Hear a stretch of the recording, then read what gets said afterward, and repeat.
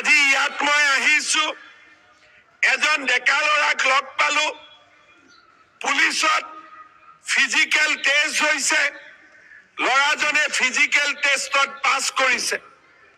মোক সুধিছে, ছাৰ পৰীক্ষা কেতিয়া হ'ব? মই ক'লো আগতে আলোচনা হৈছিলে কোন মন্ত্ৰীৰ খুলখালিয়েকে চাকৰি পালে, নহলে কোন অফিচাৰৰ ল'ৰা ছোৱালীয়ে চাকৰি পালে।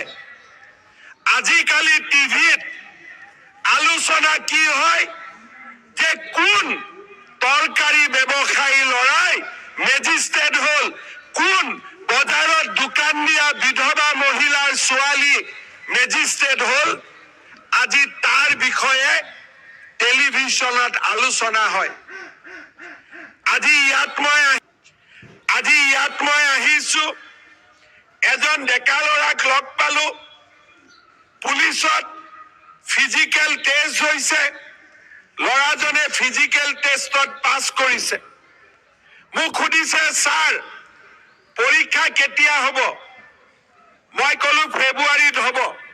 ধুনীয়াকৈ গুচি গ'ল। আগত হলে কি ক'লেহেঁতেন যে ছাৰ চাকৰিটো দিয়ক। ইয়াত উঠি যোৱাৰ লগে লগে অতুল বৰাই এখন লিষ্ট দিলেহেঁতেন যে এইকেইটা মোৰ সমষ্টিৰ ল'ৰা চাকৰি দিয়ক। অজন্তা নেওগে এখন লিষ্ট দিলেহেঁতেন মোৰ সমষ্টিৰ ল'ৰা চাকৰি দিয়ক।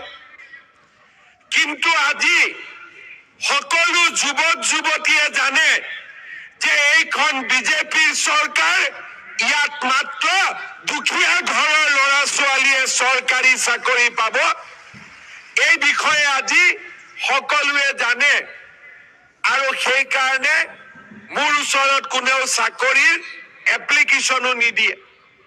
প্ৰথমতে দিছিলে, আজিকালি এপ্লিকেশ্যনো নিদিয়ে, মাত্ৰ খবৰ লয় ৰিজাল্ট কেতিয়া দিব, পৰীক্ষা কেতিয়া ওলাব, আকৌ বিজ্ঞাপন কেতিয়া ওলাব। আজি আমাৰ অসমত আপোনালোকে যেনেকে মাইক্ৰ' ফাইনেন্সৰ লোনৰ পৰা মুক্তি পালে,